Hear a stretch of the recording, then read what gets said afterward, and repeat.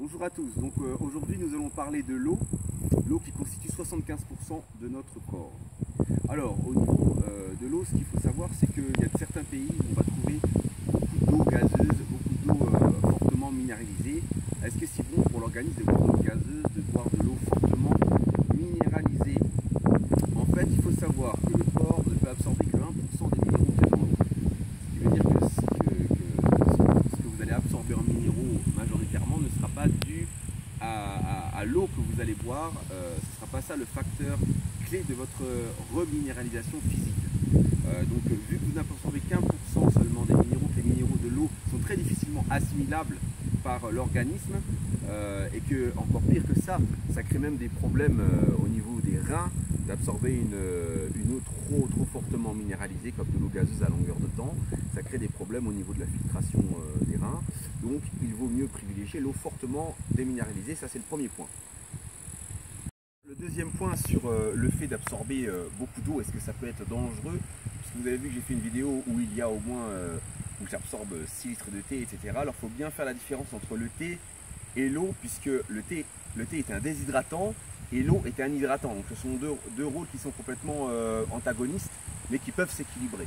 Alors maintenant là on va parler bien de l'eau. Donc au niveau de l'eau, ce qui est dangereux plus que la quantité d'eau que vous allez absorber, c'est comment vous allez l'absorber. Donc il ne faut pas en boire trop d'un coup, et il ne faut pas boire de l'eau glacée, trop d'eau glacée d'un seul coup, ce qui est très nuisible au niveau de votre organisme, au niveau de l'assimilation de votre organisme. Ça peut perturber votre métabolisme. Donc il faut boire par petite quantité de l'eau fortement déminéralisée, le plus faible possible en eau, en minéraux, que ça soit bien assimilable par le corps, et pour ne pas entraver la filtration rénale. Et il faut boire une eau à température ambiante. Donc oui, au niveau de l'eau, donc il faut privilégier une eau fortement déminéralisée pour bien se réhydrater l'organisme. Alors à quoi ça sert de boire? Alors boire, ça sert à quoi? Boire de l'eau, ça va vous servir justement à avoir un meilleur rendement sur vos exercices. Quand vous pratiquez, quand vous faites des efforts ou dans vos mouvements quotidiens, il faut savoir qu'un corps hydraté va beaucoup plus loin qu'un corps qui est déshydraté. Il faut savoir qu'on ne peut pas se passer d'eau. Ça veut dire que vous ne pouvez pas vivre sans boire. Donc ça, c'est pour ça que c'est l'élément le plus important de tous les ingrédients que vous allez mettre dans votre vie. L'eau est l'élément principal, le plus important. C'est pour ça qu'on fait un chapitre spécial qui est dédié à l'eau. Alors, quelle est la différence entre l'eau que vous allez absorber et l'eau que vous avez dans le corps? Alors l'eau que vous avez dans le corps est une eau trinaire, c'est-à-dire avec 3 molécules d'hydrogène. C'est une H3O, et tandis que l'eau qu'on absorbe en bouteille, c'est de l'H2O. Donc par rapport à son assimilation, il faut regarder aussi ce qu'on appelle sa radiovitalité. C'est-à-dire, est-ce que c'est une eau qui est vivante ou une eau qui est morte? Est-ce que c'est une eau qui est vibrante ou une eau où il ne se passe plus rien du tout? Alors au niveau de la radiovitalité, on y viendra aussi au niveau des aliments. Ça correspond à la longueur d'onde de ce que vous allez absorber. La longueur d'onde, alors cette longueur d'onde là se mesure en angstrom.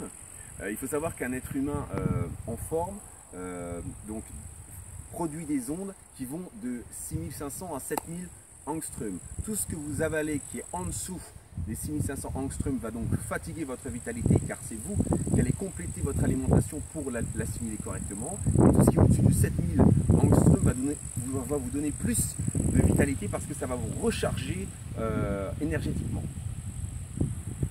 Comment donner plus de vitalité à votre eau? Par exemple, quand vous achetez une eau en bouteille, bouteille minérale, ce qu'il faut faire, c'est la remuer pendant à peu près 20 secondes, de façon à lui redonner un mouvement naturel, de sortir de source, et donc de la revitaliser. En faisant ça, vous allez revitaliser votre eau, vous allez lui redonner de la vie. Donc ça, c'est important, c'est des petits gestes quotidiens à effectuer pour être plus en forme, avoir plus de vitalité dans votre quotidien. Donc bien avoir une eau toujours qui est en mouvement, fortement déminéralisée. Comment obtenir une eau trinaire, c'est-à-dire une H3O? Comment fixer la molécule d'oxygène de l'eau, une molécule d'hydrogène en plus? Alors il existe une solution qui s'appelle la magnétothérapie. Donc en magnétisant votre eau, donc ça vous avez de nombreuses façons de la magnétiser, avec un aimant en dessous, un aimant tout autour. En magnétisant votre eau, vous allez donc fixer un atome d'hydrogène en plus, et vous allez obtenir une eau trinaire.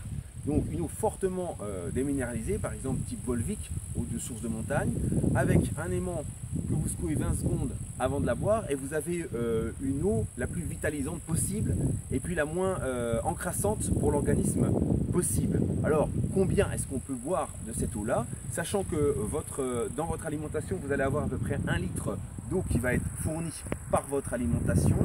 Il vous faudra à peu près boire en plus 2 litres si vous êtes non sportif par petite quantité de cette eau-là. 2 litres si vous êtes en plus sous cette forme-là dans votre journée. Ça, il faut le savoir. Et si vous êtes sportif, vous pourrez aller jusqu'à 3 litres. Vous pourrez boire, bien sûr, davantage sans excéder les 5 litres, parce qu'à partir de 5 litres d'eau, je ne parle pas de thé, je parle bien d'eau en plus, là il y a des risques de surhydratation de l'organisme, donc des dangers réels pour votre santé. Alors, quand boire de l'eau? Ça, c'est une bonne question. Est-ce qu'on boit de l'eau quand on mange? Est-ce qu'on boit de l'eau avant manger ou est-ce qu'on boit de l'eau après manger? Bien, donc quand boire? Alors boire une demi-heure avant votre repas, ça c'est très important pour bien vous hydrater, pour ne pas gêner votre absorption des aliments. Il ne faut pas boire juste avant de manger, parce que si vous buvez juste avant de manger, vous allez chasser vos aliments directement dans le côlon, d'accord, et vous risquez de chasser en même temps tous les bons minéraux que vous pourriez absorber de cette digestion-là. Vous ne pouvez pas boire juste avant, boire une demi-heure avant votre alimentation, ça c'est très important. Vous pouvez boire après par petite quantité. Donc voilà, au niveau de l'alimentation, boire à peu près 1 heure après d'avoir mangé par petite quantité et boire une demi-heure avant votre repas. Alors, vous pouvez boire également, un très très bon créneau pour boire, c'est le matin quand vous êtes encore allongé, d'accord? Donc vous êtes dans votre lit, vous buvez à peu près un demi-litre à 1 litre d'eau, allongé dans votre lit le matin au réveil, de façon à bien vous reminéraliser, et vous restez allongé pendant un quart d'heure pour que l'eau que vous buvez puisse bien hydrater votre corps, que vous puissiez bien imprégner l'eau que vous êtes en train de boire. C'est très important.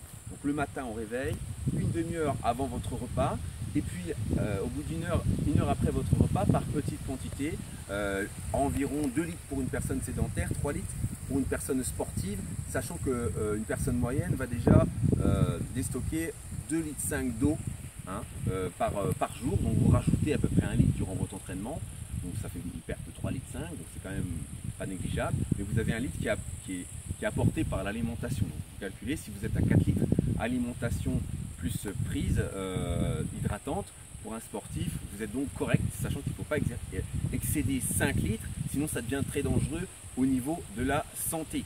Donc pensez fortement déminéraliser, car vous n'absorbez pas tous les sels minéraux qu'il y a dans l'eau, vous n'absorbez que 1% seulement, ce qui n'est pas suffisant pour minéraliser vraiment votre corps.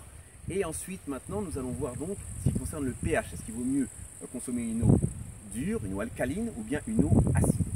Donc, il faut savoir que l'OMS a défini qu'une eau non potable avait un pH supérieur à 10.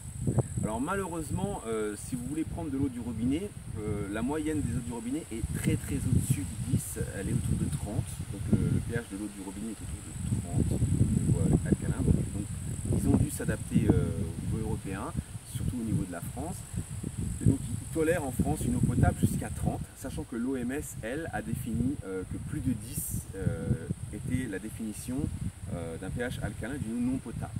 Il faut savoir que votre organisme est plus familiarisé à une eau alcaline qu'à une eau acide. Donc au niveau de la santé, on recommande bien évidemment d'absorber une eau légèrement alcaline, c'est-à-dire avec un pH autour de 7,3 jusqu'à 8, ce qui est tout à fait correct pour une bonne assimilation par votre corps, sachant que le pH de votre corps est à 7,1. Donc conclusion, buvez de l'eau de source de montagne, de l'eau avec une grande vitalité, c'est-à-dire qui est activée, que vous allez activer vous-même, une eau trimaire, c'est-à-dire donc soutenue par de la magnétothérapie de façon à pouvoir donner une molécule d'hydrogène en plus, de l'eau en bouteille, parce que l'eau du robinet est alcalino-oxydée, c'est-à-dire qu'elle est beaucoup trop alcaline, et puis on ne parle même pas des métaux lourds et puis de tout ce qu'il y a à rajouter pour qu'elle soit à peu près potable. Donc évitez l'eau du robinet, et puis hydratez-vous tout au long de la journée par petite quantité, d'une eau donc en bouteille avec un aimant vitalisé, et puis d'une eau bien évidemment qui reste dans la limite des 3 litres par jour, et ne buvez surtout pas juste avant votre repas. Attendez au moins une demi-heure avant votre repas pour cesser de boire.